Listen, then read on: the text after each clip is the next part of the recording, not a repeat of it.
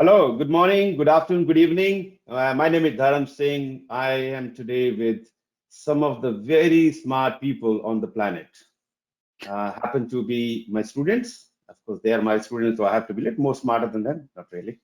But they gone through a journey with me, and their own individual journey, and they gone through the journey and passed the exam, PgMP exam. And the reason I've invited them, one is to allow them to share their experience and knowledge and how to get there, and also to celebrate their success. So this was a group of 5 people, and all the 5 people got their PgMP. Some got almost immediately, Vincy, I think a week time. Some took a little bit more time, and because of some other, personal challenges or others, whatever it is.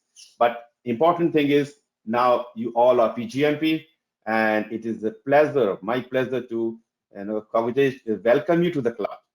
This is one of the rarest club, which you know that now.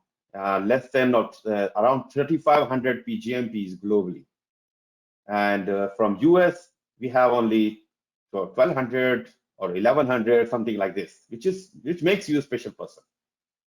So good to have you here one more time to see you and talk about your journey and your success story. So for the people, I'm still waiting for 2 other people. For some reason, they are in transit. One of the person is actually traveling. So if he join, he will also share his success story.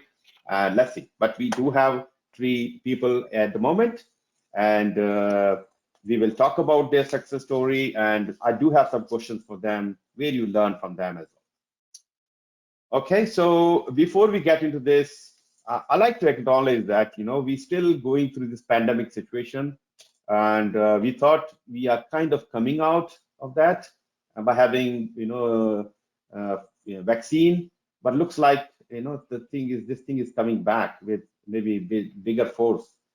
So and we can't do much about it other than taking care of ourselves and taking care of our near and dears, and staying happy and positive, whatever mood, whatever we can do. And other thing is you keep yourself updating yourself, by reading books. Lots of things available on LinkedIn as well as on Google, and also do some training and keep yourself ahead of game. So last year when we started this program, that was July last year, and the pandemic was almost, we are in the middle of the pandemic. So this program, the virtual boot camp, where I had 5 people, and we gone through 3 days program, and we learned lots, of course, and they got PgMP. So this is one of the unique journey, and you cannot compare PgMP journey with, I don't think, anything else. If you've done PMP, if you've done ACP or any other certificate, you will find the amount of passion or motivation or discipline you need for this certificate is huge. Okay, you cannot take it lightly, and if you're really looking for results, you need to put hard yards, and that's where you will see the when my 3 stars at the moment will talk about their journey. So once again, congratulations for your PgMP, and of course making yourself proud, your family proud, and of course make me proud. You gave me five PgMP from this group, so that makes my numbers now 342 PgMP from 48 countries. Yay! So can't be happier. And my PfMP space, I have now 71 PfMPs. It's a low number, compared to PgMP. Out of 1,171 is not bad. The good news is the PfMP I have 100% pass rate with above target. So I'm not disappointed with the numbers. I'm happy to see that anybody coming who's doing the exam is passing with above target result. Anyway, enough about me. Let's hear from my stars. So I have Kyle, I have Vincy, I have Anantha. So hopefully we might get Naga and Kadur as well. Let's see how we go.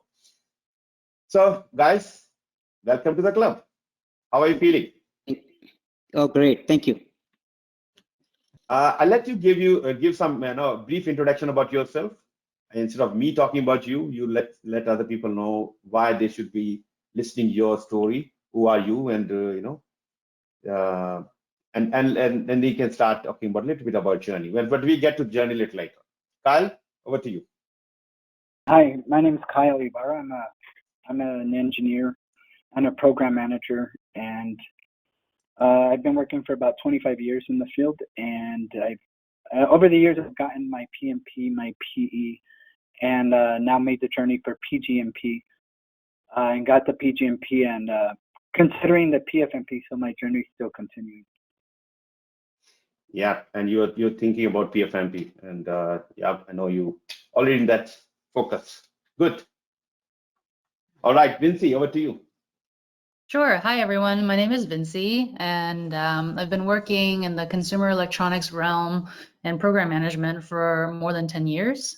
And I did my master's degree in project management from Boston University, after which I got my PMP certification. And it was through the PMP certification in my journey that I was thinking, hey, maybe I should do something more as I grow my career. So I sought the PgMP certification as it was the next level up.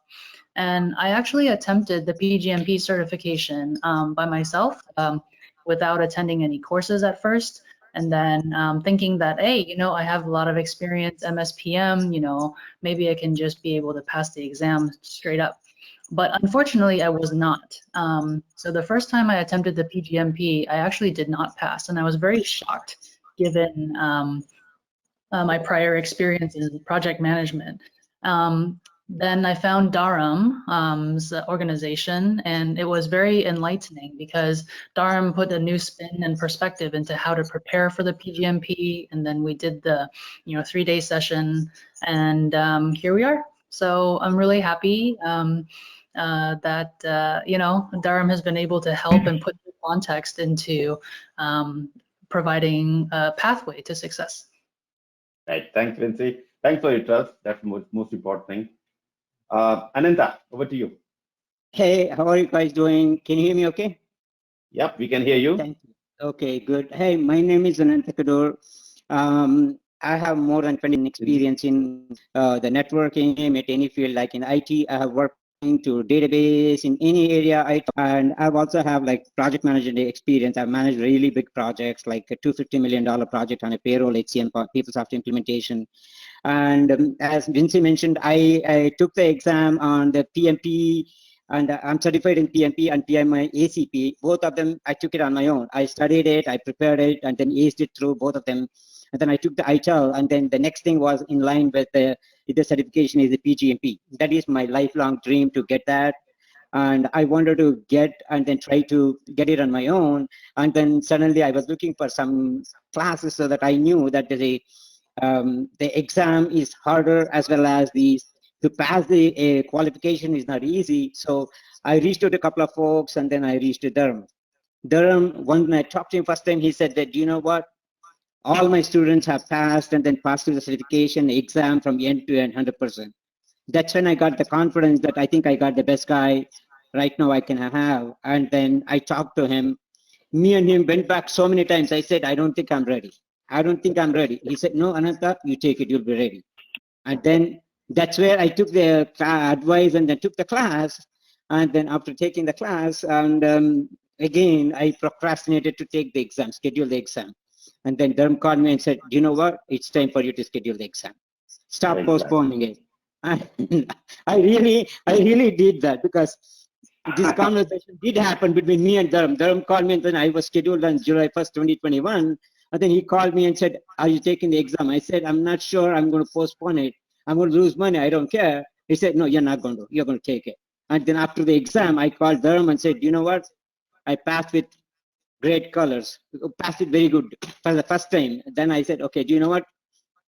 This is the guy to go with. Thank you. And you did mention that the exam was very, very, very easy. Honestly, it was a breeze through, because when after the exam and I pressed the finish button, normally I get nervous, like, am I going to pass? This time I said, you know what, I know I'm going to pass. I want to see what I'm going to get. And then I got like 3 above targets and then 1 target. And then I said, you know what? It's not that hard if you prepare well, and then if you have good team to work with, because this is a great team, right? Honestly, because I could reach out to anybody in this team and then help them out, and then that's all I could say as of now. Yeah. That's great. That's great. I mean, yes, it's a kind of sometimes fear factor we have, exam fear, that if what happens this and that. And I tell, more you delay, actually create more fear. So, once you start feeling, hey, you know what, I got something, let me try some mock exam. If I get the benchmark, which I normally suggest, and push for the exam, go for the exam. Many times it's more of a fear factor, which is stopping you to take the step. I couldn't agree more, Dharam, on that. And exam become easy for you because you put a lot of effort. And I always tell my student, look, exam is easy or difficult based on your readiness. If you're ready, any exam can be easy. If you're not ready, if I tell you to go for CFEM exam tomorrow, you're going to fail because one of the easiest exam because you're not ready. Once you're ready, once you have seen all different paths and you've seen different type of questions, the exam become very, very easy. So fantastic. I'm very happy to hear your story, and I think people like to know a little more about your story about PgMP journey. So I do have some questions, and I shared some of the questions with you. So let me ask questions around that. I mean, we're still talking about the exam and the PgMP. And the guys on listening at the moment, please feel free to put your questions, whatever is struggling or whatever you want to ask, not only to me, but any of my staffs here. I should say superstars. Okay, so what kind of preparation strategy need to follow during the initial stages of PgMP, especially somebody who's starting? You can take your example. And guys, just be careful. Everybody's journey is different. What happened to a particular person doesn't mean that you're going to go through the same journey. Only thing you have to learn is positive side. Something didn't work out for somebody. Yeah, that's okay. I will see how I'm going to make it possible for myself, and what worked for these 3 people can, maybe that can also work for me. So that you're going to try out. So I will ask this question to all of you. You can talk about your study goals and how you build the study goals and what you need to accomplish by end of the day. You should have a kind of plan because it's a journey. It's a discipline you need, and what you want to learn from the given material. And yeah, so let me ask Kyle first. What do you? What the question was? What were some of the challenges? So it's a preparation strategy which the new aspirant should be following, or maybe you can start with your journey, and then you can give some do's and don'ts as well with that. No, I can go ahead and start off with the strategy, and the strategy was the first thing I did.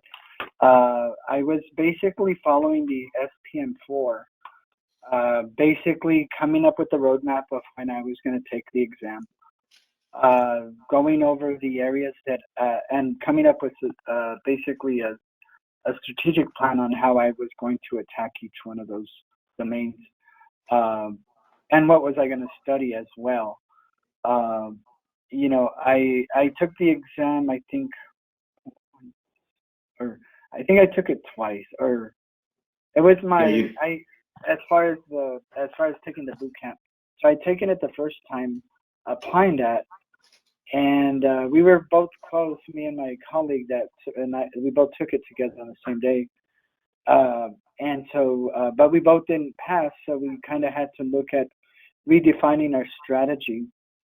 And so, and this kind of relates back to some of the do's and don'ts, but I did take Dharam's advice on not trying, we studied all the material, whether it was Zhanggu or Dr. Levin or Udemy, Ala Sultan's Udemy, but Dharam had advice selecting a strategy instead of trying to study everything at a depth,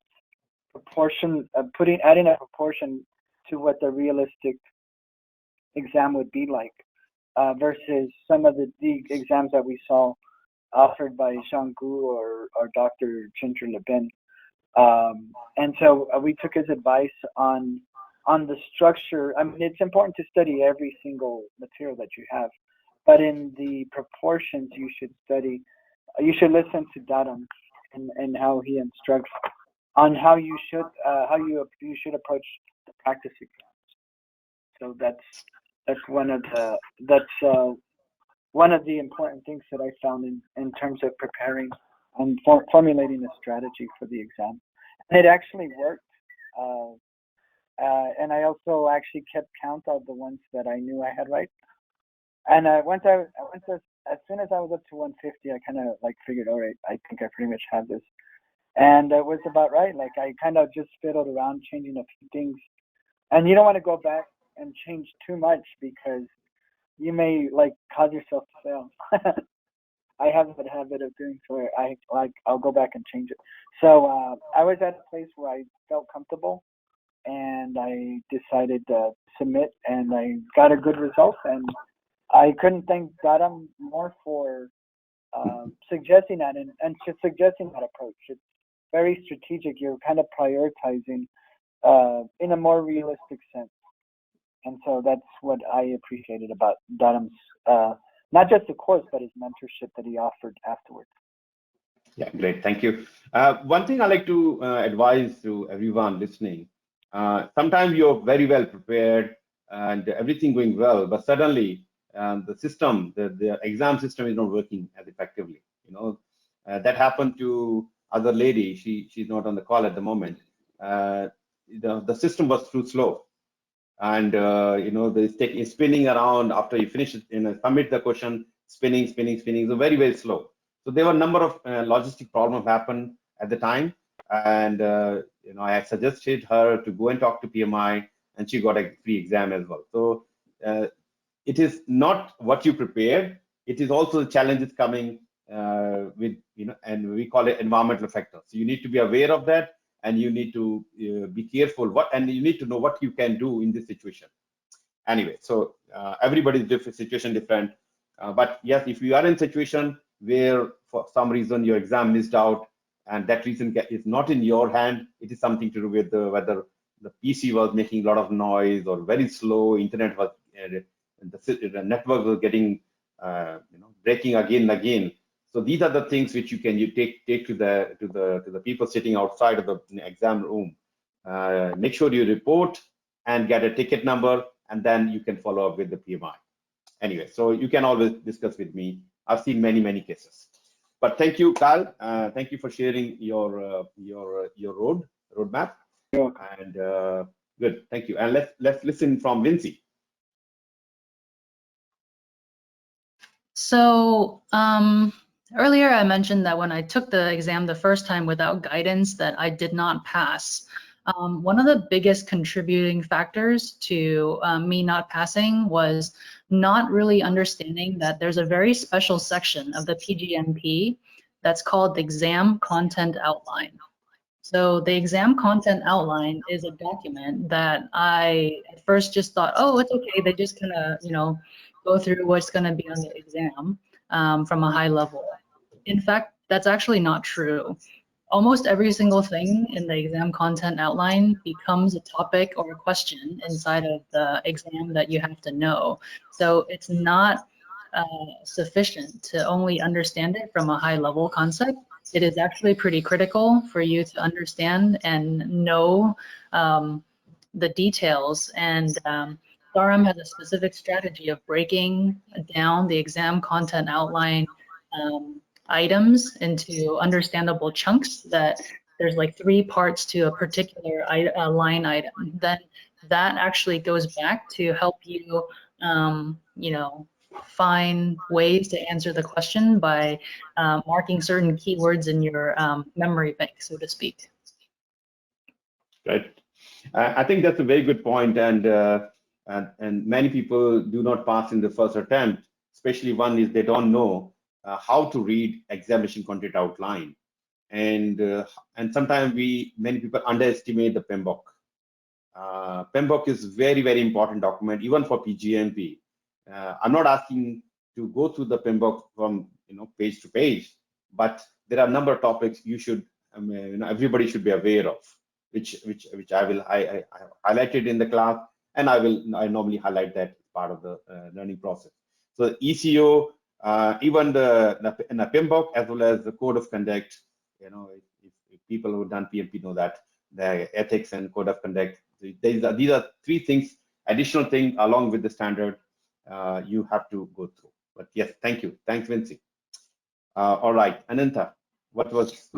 Okay, yeah, let me go by bullet point at a time so that we can talk about it. The first thing is the study goals. My recommendation is to understand the project management material, because don't just read for the sake of exam. Understand the material, because today or tomorrow you need that material to work in the field. So understand the material very well. So as long as you understand the material well, then the rest of the things be easy. That is the foundation for it. And then of course you need to pass the exam. You need to know the PgMP book.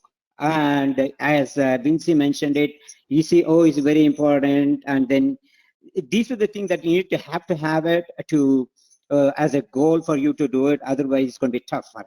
And then the goal is for you to say, okay, I need to pass for the first time. So if you put that goal, then you work really hard to make sure that you can pass, because any exam is not easy. When you take for the second time, it's tougher and tougher. And then what you need to accomplish at the end of the day is, I think everybody needs to come up with a plan, schedule, and set up goals to cover amount of material in a particular day. Because if you don't have it, then the book looks very thin. PgMP book, if you look at it, it's a very thin book. I was talking to somebody, and then they said, instead of taking PMP book exam, I'll take the PgMP because it's a thin book. Then I told them that the book is thin, but the exam is much tougher because they're asking for real life applications, how they think can do it in practical world. So don't be fooled by the thickness of the material wise. It is not an easy exam. You need to focus and do it very well. And then what you want to learn from the given material is, I think you should be focused more towards exam preparation and what is identified in the books. PgMP is the Bible. If you want to pass the exam, PgMP is the Bible. And then the book that, if you take Dharam's class, Dharam gives you a book which is very useful, and then you give you questions at the end of each chapter, practice it. That is going to help you in passing the exam. And then what you need to learn versus unlearn is, as all of us know, that the certification is not the real world, because that is very ideal world. In real world, there are so many factors, so many environmental things that are in the real life, but in book, it's very restricted, and then very specific, and then very clean, but in real life it's not. So make sure that it's whatever you worked on it versus when you take the exam, you need to go in terms of the exam world or the certification world, because I have taken so many certifications from stockbroker exam to PMP, all those things everywhere. When you go for an exam, you need to focus towards exam wise, not real world. And then keep that in mind that when taking the exam, all these things, if you keep it, you'll be much more easy to pass through. Yeah, I like this advice that the exam versus the real world is not same. But one is PMI cannot test you how you do your job. Only thing they can test you how you can apply this learning from the standard, from ECU and PMBOK into your real world. That's what the test is all about. So if when you're sitting in the exam, you think that this is how I do in my organization. No, this is not the approach. What PMI expect you to do at this stage? If you get this point, you're going to get a lot of questions right. Just by eliminating, there's no organization, only organization working at the moment. You can think that you are actually living on a PMI planet. So that can also help you to get to the point. Okay, great. Guys, you have opportunity to ask the question. You can put your question on the question pad, and I will ask the question to all of them, or one by one, whoever you're asking. So please feel free to put your questions. So good, thank you. So it's a good start.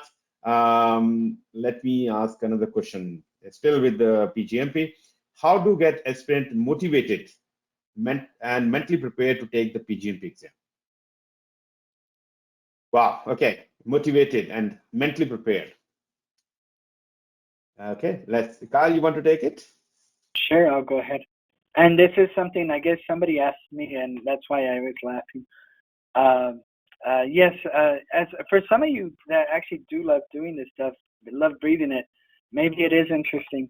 But for me, I had to find a subject. I found two subjects that I was studying alongside, and one of those was actually ancient Chinese script and how it relates to, I guess you could say, Judaic.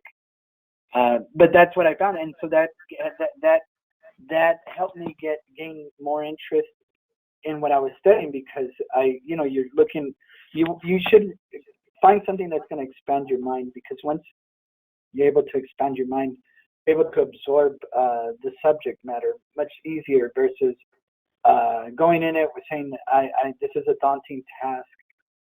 You should find something that it's going to interest you, or as it relates to you, even if it's not maybe a mind opening, but maybe something that's going to interest you, so that way you can on this level you can actually chase the PgMP concepts in terms of what you need to study for the exam. I'm not asking you to try to learn organizational project management. There's just so much subject and depth that's part of program management. There's even other roles, such as the professional business analyst, that I wasn't aware even worked at the beginning, in the business case portions. And so there's so much behind it, but it's good to get that 10,000 foot understanding, so that way once you start focusing on the exam, you know which areas you can go into to actually start focusing and honing on those. But that's how I used other subjects to bring my interest into the program management, to be able to understand and have an open mind. Thank you. Perfect. Thank you. Good. Thank you for sharing. Yeah, Vincy, your points. What do you think? How to get motivated or mentally prepared for the exam?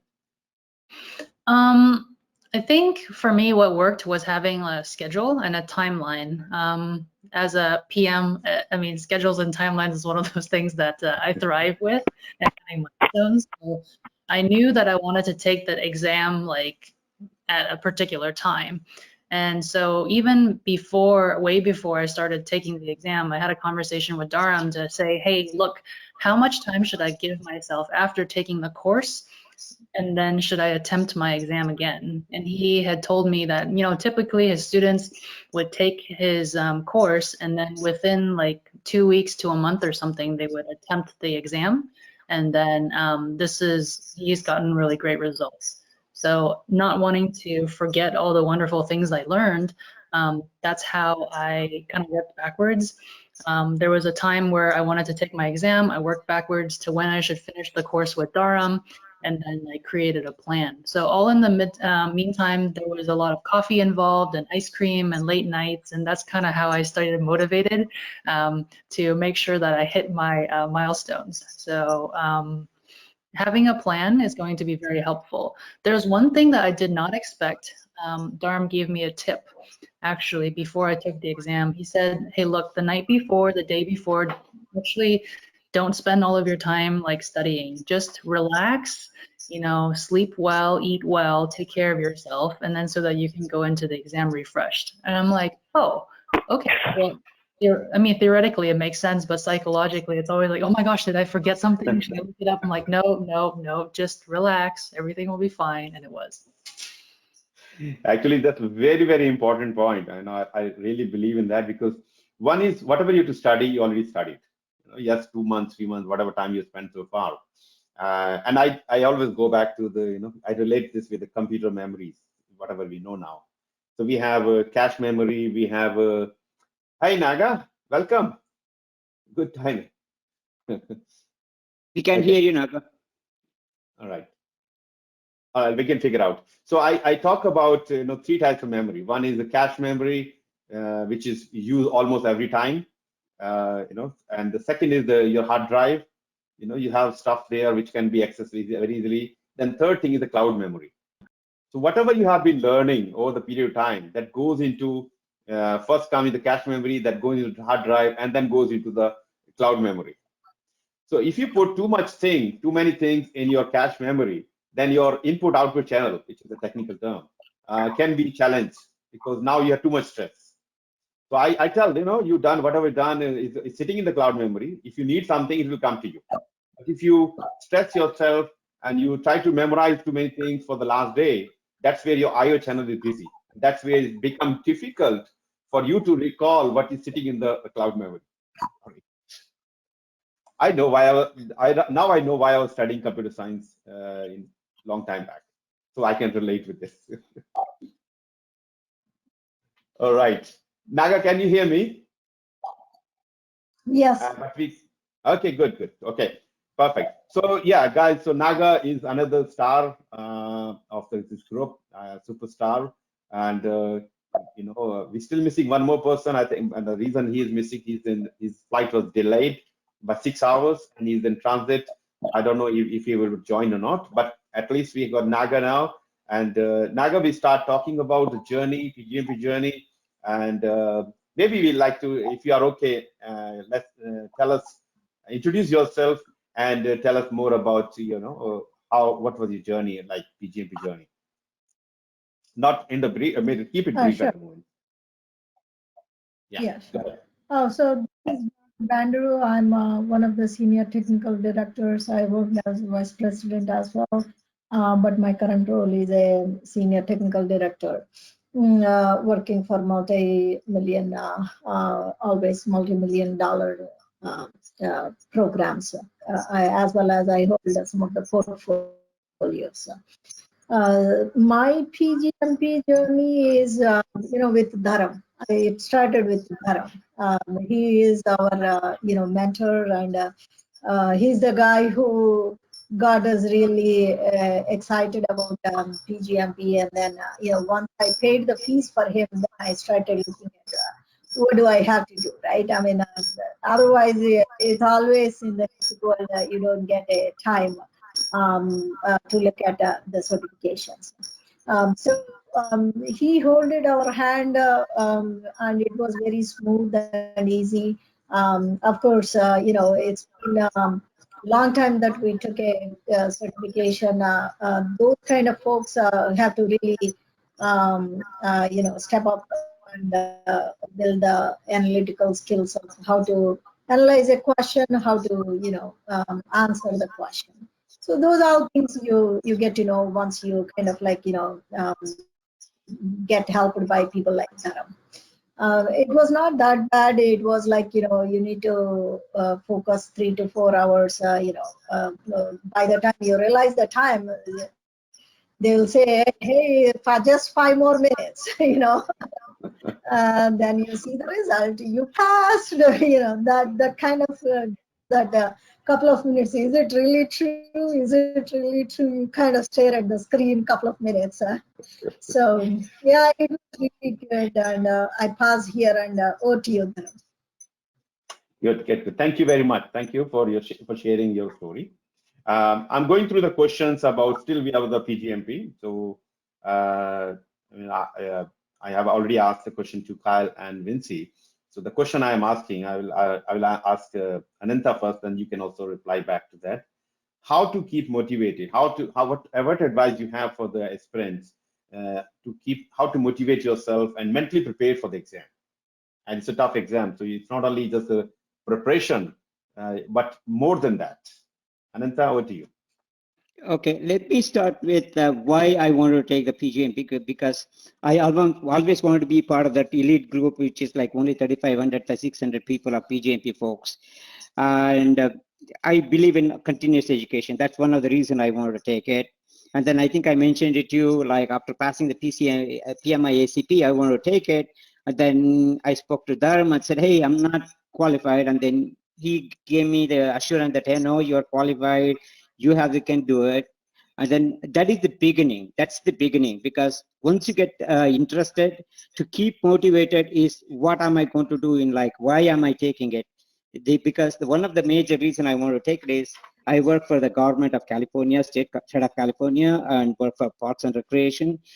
I want to implement the program management here, because I think right now we have a project management office. Want to change it to program management office, because that's one of the keys for me to certify and then make sure that what am I implementing, it should be validated by somebody else. That is the PMI board. Whenever you start taking any of these things, it's a long journey. There is what is called as work-life balance versus integration, work-life integration. That's a great concept. What is the difference? That I don't want to get into the details of it, But one thing is we need to prioritize and then do things whenever you can. You don't have to stick like 8 to 5, I need to work. That's basically it is. The same thing when you're taking the exam or preparing for the exam. There is nothing like I want to study from morning 8 to 12. Whenever I get a chance, I start studying. When you're driving, start studying. So that way you keep motivated and focused. That's one of the key factors into it. And then what are the things that I would focus on is, of course, Dharam's material, Ginger Levin, Allah's question. These are the things that is going to really help you. And then why I wanted to do it, because of course I want to implement program management of office at the state of California Parks. At the same time, I want to go up in the ladder, because the thing is, I believe in going up and continue. So that's the reason once I have a PgMP certification that will prove to the world that I have the knowledge which has been validated by PMI. So I want to go up, and then that will help me to go up. And then some of the challenges that I think people have to start thinking about is when they start preparing or motivating is how hard is the questions is, what kind of questions that we get, and then am I ready for the exam? So if you think that you are not ready for the exam, by evaluating constantly, it will also help you to keep motivated, because hey, that's the main goal. We are not losing the focus. The focus is passing the certification. That goal will not be always needs to be in front of you. So that's one way to do it, constantly taking the exam and then keeping back and forth. And then again, I need to give credit to Dharam, because I took the class, and then after some time I was started preparing. I thought he forgot about me and no communications. And then suddenly I get a text message saying that, hey, when are you scheduling your exam? And then I hesitated to answer it. So I ignored it for a couple of days, and then get one more text saying that, hey, what's happening? So then finally I said, okay, I need to respond, otherwise he's going to keep texting me. So let me do it. And then honestly, that's happened. I'm not exaggerating.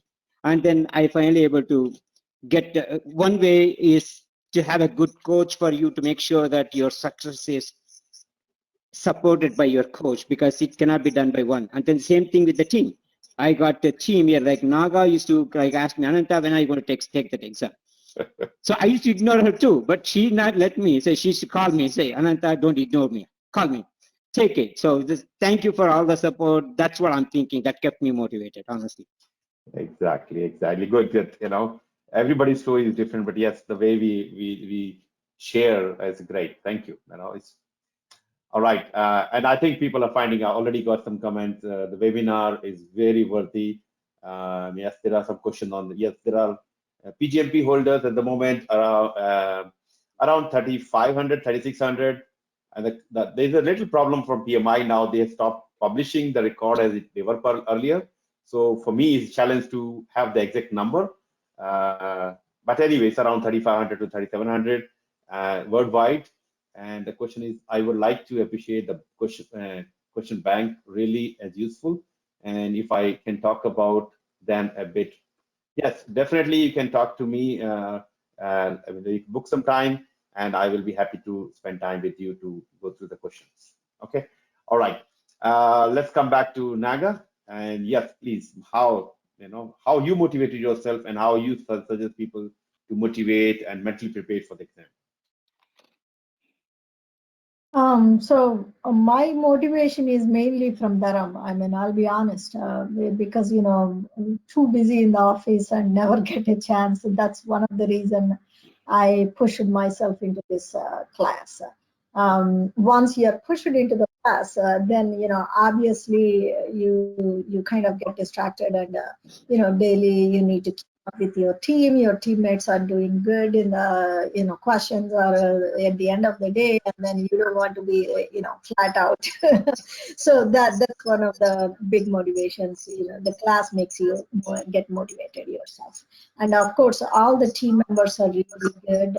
The first one to pass is Vincy, and we all are excited. Oh, okay, we can also do it. The first one got it, and then the second one got it. I think Kalo was second one, and then third me, and then Kyle, and then Anantha. So the other motivational thing is from the teammates. I saw Kyle he came up with a good roadmap. Roadmap is always how you kind of slice and dice what kind of material you got to go through, and then look at that roadmap and make sure you accomplish small milestones. And he has those milestones as well. He really come up with a very good roadmap. So that's one of the things for me to follow through and then kind of work it out. And Kyle and I kind of took it to the next level of we prepared together because it's not easy. You definitely need partners like a team. So that's what makes you really, really good at. And cross check. And Dharam has a couple of other group sessions as well. You can ask a question in that group and someone can answer you. Why do they think that answer is right? Those are the motivational points. Otherwise, it will be really, really hard to reach the cross line. So those are some of the motivational points, I would say. I'll pass over to you. Great, thank you for sharing. Yes, this is why I'm asking this question, because this is not an ordinary exam where you prepare for 1 or 2 months and you go and pass the exam. This will really going to test you out.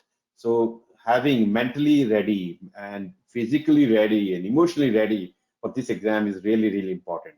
So what I like to suggest to people, always try to connect your vision, have a vision, clear vision, and connect yourself with something real and meaningful to you.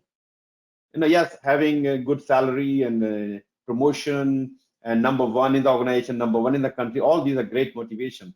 But what will be the end result? Having a PgMP will change your life, maybe change other people's life around you, something like that. So I go crazy and I create something, vision, and try to push myself. So even if you like to stop yourself, if you have a vision which is very clear to you, you even not going to stop yourself, because that's where you really want to be. Because not about you, it's about society, it's a community, your country, or maybe I don't know what else you can create with. Anyway, so this is what my these people, my stars have already shared. That's already there, but I'm trying to give outside of this, which is my perspective coming from yoga teacher or anyway. You having a clear vision and keep pushing towards that. Having discipline, passionate, all these things are important. All right. I know we prepared for a lot of questions as well. I don't think we'll have time to go through all the questions, but let's see. Let me take some questions from the audience. Okay. Okay. I am not PMP. However, I am Prince 2 Foundation and practitioner. So look, it doesn't matter whether you are a PMP or not a PMP, or you have any certificate. PMI is not putting any hierarchy here. You can direct, if you are eligible, you need to see the eligibility part. If you're eligible, then you can go for PgMP directly. Having a PMP can give you, the way, give you some experience of exam, and also help you, smoothen your PgMP journey. But even if you don't have PMP, you can still go all the way and do your PgMP. And I have seen many, many people, they came to me, they have never done any certificate, and not even PMP, and Naga is one of them. Yes, Naga is pretty, yes, Naga. You can share the experience on that, of course. So it's nothing to do with what certificate you have. It's about, are you eligible? If yes, then go for it. Naga, what do you want to say? Oh no, I was just Naga, I was just going to say. Go ahead, yeah. Naga. Your thoughts that I don't have PMP and I'm straight out to a PgMP. So exactly. We work in PMP is not. They have their own PMP. So that is the reason I never took a PMP, and I took PgMP directly. So it's interesting, quite interesting. And I'm a program manager for a long time. So I know practically how it works, but you need to come out of that practical mentality and then fit yourself into shoes of PMI and start thinking how PMI thinks, right?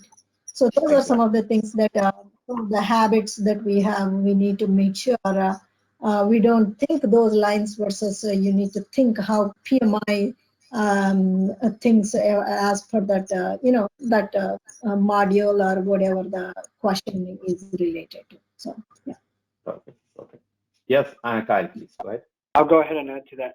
And as Dharam said, it is, although the PMP is not required, the knowledge in the PMP is helpful because especially on a lot of the tools and techniques, and it helps to know a lot of the tools and techniques in the PMBOK because those are the things that you're looking at from a program perspective. Same thing with quality, all those. So it's important for you to know what's in the PMP, even though you may not need it for the PgMP. So it's helpful but not required. Yeah. So when you think PMP, you're talking about PMBOK. Correct. Yeah. Yeah. Just to make sure clear. All right. Good. So next, your question is, may I know the next batch? Your next batch, I'm starting on 28th of August. That's confirmed. So I will send you separate information about how to join that program. And thank you for your interest. That's good. All right. So let me see another question here. I am PMP, interested in PgMP. Should I get both? I'm PMP, interested in PgMP. Should I get both? I'm managing project and program. Would the PgMP certificate helpful? So you already PMP. You're asking, should I go for PgMP as well? It's up to you. One is it has to be you have to have eligibility. Second is you really wanted to get into the if you are thinking to learn something new and to grow vertically, as some of you already talked about, that helps you to get into the next job or maybe to the vertical senior manager position. So that PgMP will definitely add more value to your growth. One of the reason is, as you probably know, there are probably 1.1 million PMPs globally, and PgMP, as I said, around 3,500. So if you are PgMP and PMP, that gives you a differentiator. And if you're applying for a job and they're looking for PMP, let's say they are only looking for PMP, but you have PgMP as well, they will definitely look, hey, why not we look at this guy? Because this person has more experience and more certificates than what we really need. Because at the end of the day, what they need, a person who can come and do the job and is the best level. They want to hire the best people. So if you have a multiple certificate, multiple education, and degrees, not only these things, but also attitude to work, learning. Because at the end of the day, when you come join my company, I like to see you are giving the results, expected results. So certificates, PMP, PgMP, PfMP, or any certificate will definitely add more value. Anybody like to add anything? Yeah, go ahead and add. And I know this was one of the panel questions was the challenges, and I think the challenges aren't just for people that are looking to apply, for the PgMP, but also in general, because experience, and this is what I've gathered after I was reassigned to a new program. This program, it's been sitting, and so they had basically the program charter organized in a presentation. However, it was only solely for initiating the project, but they didn't. I took their presentation, and basically it was a program charter, and I said, well, these things need to be done, and it's basically having the experience and knowing and being able to tell them, hey, what you have here is a good document, but let's make it an implementation plan. And so basically that's what I was called in to do, is basically to implement. That's usually my role. And so one of the things that I did was I basically broke it down to them. I said, you have a good document. I commended, gave them credit. But I said, but this is what we need to do. And so one of the things is, if you don't know, like this department, if you don't know, if you have information there, but you don't know what to do with it, or you don't have the experience in knowing to identify what it is, then it's going to make a big world of difference in whether it's going to be implemented or not. So that's the biggest challenge I found. in program management is people with the experience. Perfect. Okay, let me take another question. We're getting lots of questions. How were the questions in exam compared to the question bank that you have used to prepare? Was it more descriptive, tricky? Were all the questions correct? Okay, that's a good question.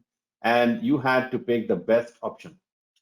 Okay, so I'll let you guys to speak, but let me, before we go into that, I'd like to read this part again. Was it more descriptive, tricky? Were all questions correct? I mean, we have to assume that all questions are correct because we're not sitting there to doubt whether, and we'll not know whether questions are correct or not. And you had to pick the best option. So sometimes you have to pick the best option. Sometimes you have to pick the best out of the worst option. So you can pick only one option out of 4. That's it. I'll let Vincy, you would like to say something about the question and what you did compared to the other real life exam. Oh yeah, sure. I mean, Dharam, as Naga said earlier, Dharam suggests there's a strategy in which you can start to identify questions that, or like answers that are obviously incorrect. So start to rule them out.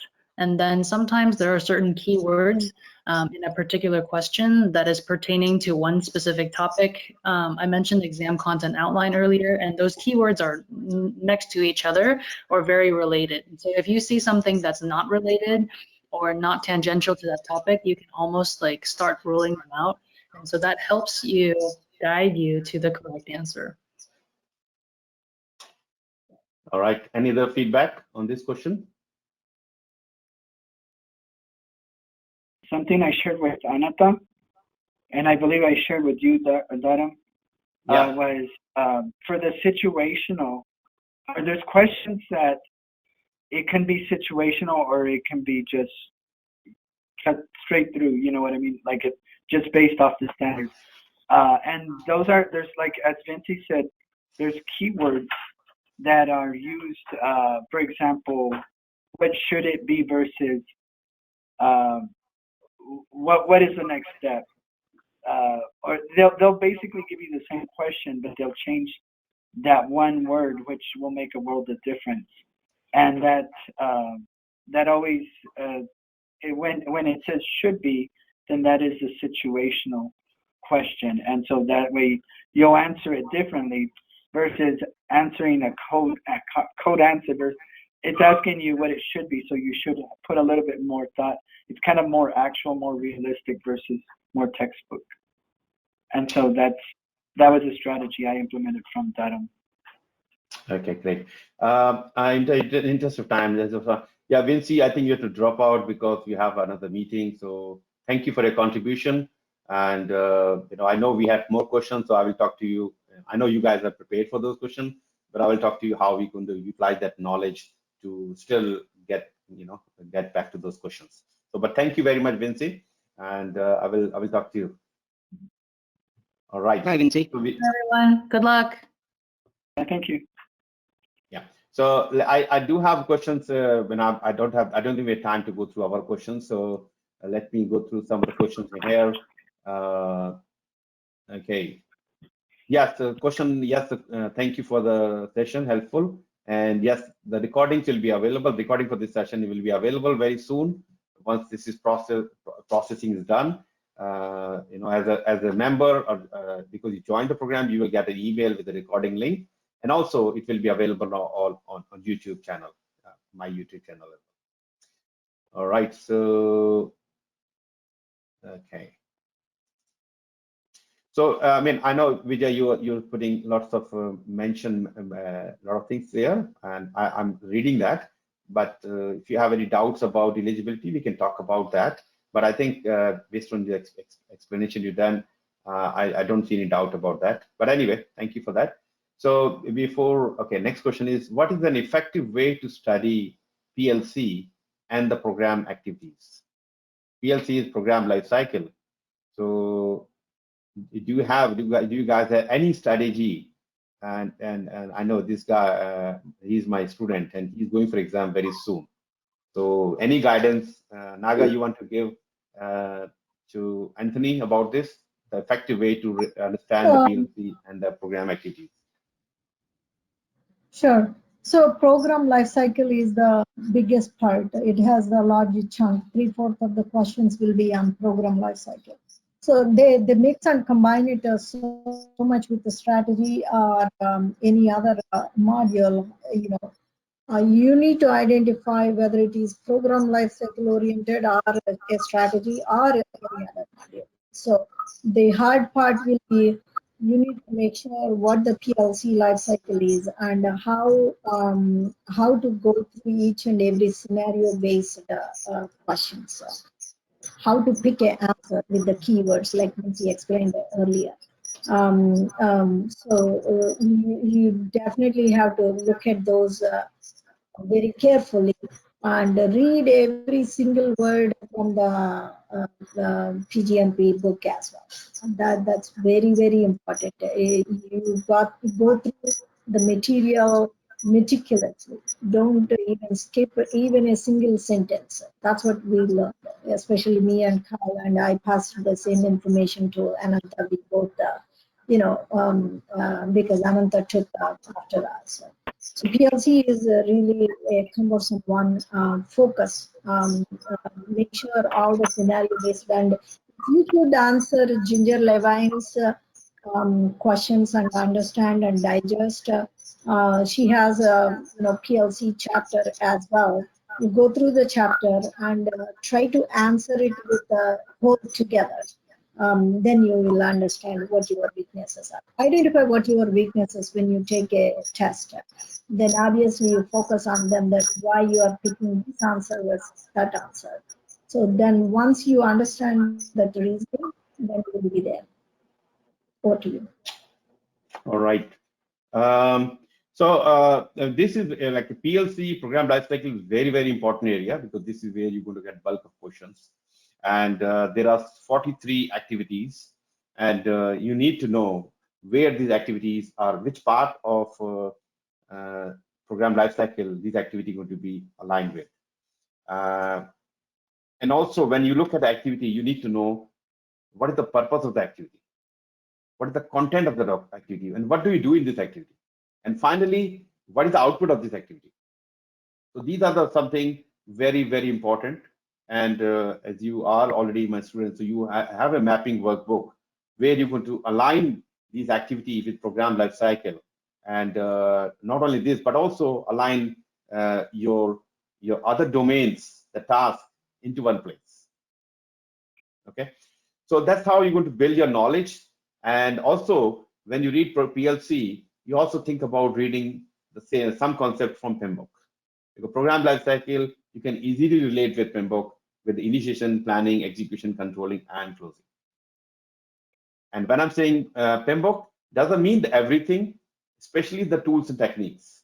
Some of the key tools and techniques, which will be very useful. All right. Okay, let me see. Other questions? Just to add to Dharam's. Yeah, please.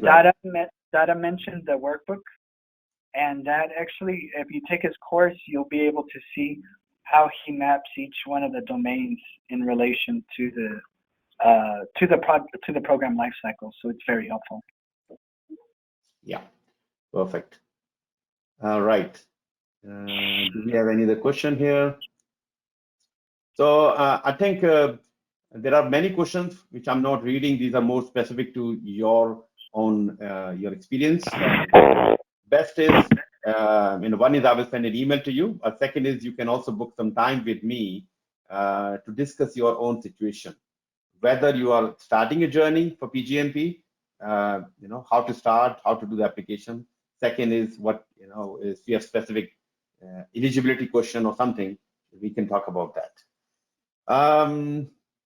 And do we have any other question from anyone? Let's see, let me see finally. Please throw some light on how many questions along with time duration of the exam. So yeah, that I can answer. There are a total of 170 questions, and you have 4 hours to do that. Sometimes this 4 hours can be challenging, because if you're not very clear, the questions are tricky, lengthier, scenario based. If you have any doubt about your learning, you're going to struggle in the exam. But if you're clear, and as Anantha mentioned, the exam was very, very, very easy. It was because he has spent a lot of time and he read a lot of books and did a lot of questions, and he was prepared. So if you are prepared, the exam becomes easy. So I think how much time did it took to complete the exam? Anantha, 3 hours? 3 hours? No, I actually took almost up to like 10 minutes before the exam. I finished it because the goal is not how fast you finish the exam. The goal is to pass the exam, right? And the other thing is, I think when we are in this topic, one thing I want to bring it to everybody's attention is, normally we don't focus 4 hours doing anything in our day-to-day life. So that focus for 4 hours is not an easy thing, because especially you're focusing 100%. That is a big challenge. I think some people may need to work like practice exam, focusing 4 hours. So that's one of the things I think I would recommend for people to practice. Yeah. So Naga, you want? Yeah, Kyle, please go ahead. No, go ahead, Naga. Ladies first. Oh no, I don't have anything to add. I was just, kind of like smiling when Anantha said the exam was easy. And guys, whoever listening to the seminar, don't take it easy. It's not easy. He prepared well. Yeah, he was mentored well by all of us. He's the last one to take from the Exactly. Exactly. Kyle, you have something to say? I was just gonna say I had I went through the exam. I did flag 16 I think it was 16 or 20 questions that I wasn't quite sure of, so I finished the exam in 3 hours. But going back and answering those 16 that I wasn't sure of took me about 35 minutes, and then I took another 10 minutes or 15 minutes. So I basically I ended up on at the 10 minutes before the exam submitting it, because you're right, they're changing everything. So yeah, the goal is not to finish that early. The goal is to take all 4 hours to make sure, because once you come out of the exam, you're done. You can't go back. So use it wisely every minute of the hour. Exactly, and it's very well said, Anantha. The goal is not about completing the exam early, but it's about the passing the exam. And I know one guy, he said, Dharam, I passed the exam. Exam was very easy, and now I completed the exam in 3 hours. Okay, then why we are sitting here? I thought the exam was easy, and I didn't bother to go back to the questions. So he was completed the exam in 3 hours, but he didn't pass the exam. He underestimated some of the complexity within the question. So yes, please, even if you complete the exam, if you have to, and you please go back to the the question you already marked to review, make sure you are satisfied. And once you're satisfied, and the time you over, then you say, okay, now the exam is finished by itself, or you press the button when you're fully satisfied. But yes, exam is, we have to complete the exam and pass the exam. That's more important. All right, I think I'm getting lots of good, thank you from all of them. They are congratulating you guys for your milestone. It's amazing efforts, of course, and I'm getting some good feedback as well. So thank you for that as well. Okay, I think we're almost done, and let me make sure that I've answered all the questions. So can you share a PgMP eligibility calculator to account for the 4 years? So the eligibility can go back 15 years, first of all. And second is, the designation does not matter. You may be called project manager, program manager, portfolio manager, PMO, whatever. What matters is the role you're playing. Like Naga is this, technical director, and she may say, "Oh, I'm not a program manager," but role she's playing as program manager in that. And we're talking the mega billion-dollar work. The work can be 3 months, can be 15 months, can be 15 years. What matters is the component within your program has to have some interdependency. Sometimes we are running project, we think that, oh, I'm just a project manager. But if you look at them carefully, you realize that that work was, from PMI point of view, actually the program. So you need to start with Excel spreadsheet and identify all the work you've done in the last 15 years. If you already have clarity, then don't worry. Look at all the 15 years and see, this is the project, this is a program. And this project, can I classify that a program? Sometimes, yes, you can. And if you already PMP, then you don't have to worry about thinking about project experience. Only thing you have to think about 4 years of program management. So I hope this is giving you some kind of clarity. If you don't, let me know. You can always book some time with me. I will send you a link where you can book some time, or you can go to my website and you can pick some time and we can. So I think we have answered all the questions, and maybe if you want to take a couple of minutes each of you to give some, the last minute, some kind of guidance or direction, what they should take away from you. Yeah, Anantha, please go ahead. Okay, I think honestly, the thing that helped me is Dharam's exam, Ginger Levin exam, Allah's exam, and then read the PgMP book, but read it once and then take the exam and then go back and then read it again, because you need to read multiple times. Whenever you fail the question, you go back and check it against the book and see what you have missed or what you have not understood correctly. And that's a high level feedback I would give it to anybody who wants to take the exam or prepare for the certification. Great, thank you. Naga, over to you. Some wisdom. Mostly I echo what Anantha said. Read it once and then go back, take an exam, and then understand your weaknesses and the strengths. Then you go back and read. Like I said, you have to read every single word of the PgMP book. That's very, very important. Also have a roadmap of what you are going to. So you want to do like 10 papers and then read 3 times or 4 times the PgMP book. You can kind of have those milestones created as well. Strictly follow that timeline. That helps you. And of course, a course from Dharam and have a partners like how we group together and we kind of stay together and work with each other. Make sure to be successful in this journey as well. So that's all from me. Over to you. Thank you. Yeah, great. Because it's about the group. When you join a group program, you're not only learning from me, you're learning from a group of people. Your colleague, they become your lifelong friends. And you meet, talk. If you're struggling with something, you pick up a phone. Hey, Naga, how things? Can you please help me with this? So that's how this group learning works, and keep you motivated, keep you excited, make you accountable to each other. And unknowingly, knowingly or unknowingly, it's kind of a peer pressure. I should not say peer pressure, but more like, if he can do, I can also do. So that motivation itself is a big thing. Yeah. Basically, to have a study buddy, you need to have a study buddy so that you can tag along and then study. Because I did do with the Naga, and then I did talk to Kyle a few times, and that helps a lot because that gives you motivation to hey, I need to pass wicket. So that's a good thing to have. Exactly. I agree. Yeah. And the other thing I learned is, it's one thing to read and learn and learn the concepts, but to truly understand them, I'm more of an experienced learner, and so I actually have to go and apply it. So I even, I would say, I would encourage you to apply what you're learning into your study effort or even to your job. One of the areas I was weak in was stakeholder engagement. And so I was dealing with the client and I wasn't understanding her.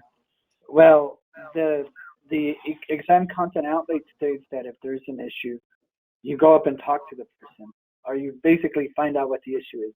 You first go see him in person, if not a phone call, whatever. So I asked the client, I said, I want to understand. So she got me to understand it, and I understood now what her goal was, because I saw what she had, understood her experience, and I empathized for her situation, which was a motivation for me to provide her the solution, and doing it, with everything aligning to her goals. And so alignments, road mapping, stakeholder engagement, apply it if you can apply it, so that way you understand it better. And once you see it work, then you'll know, okay, yeah, this works. And now you understand why the textbook says what it says. So exactly. Then it's a very, very important point, because what you learn, if you apply that, that will help you not only to do your job better, but also kind of helping you to prepare for the exam. So in these kind of programs, I mean, I'm running a group mentoring program or personal mentoring program. I encourage whatever learning you have and go and apply it, bring your learning back, and then continue to build on top of it. So what you said is actually practical use of whatever we learned from the standard, and that's what should be the purpose, not just passing exam. If you've done the study, you can pass the exam, but is it making you a better program manager, better portfolio manager, better project manager? That should be your goal, so that once you are in that category of better than rest of the other project manager, program manager, and people love you, and you become the go-to person, and they know that you have not only knowledge and experience, and you are ready to give back as well to them, and that's where you become favorite person, and you may never know that can result in extra bonus or extra work for Naga, which is more work. And that's, I'm kidding, but it's about, because now they see that you are a leader in that space, and you have knowledge, experience. So take this certificate to build your brand, personal brand, and give back wherever possible. Give back. If you can go back to the PMI chapter, give them, let them know why the program management or portfolio management experience can be useful, and the certificate can be useful, or in your own organization, and help them, give them helping hand.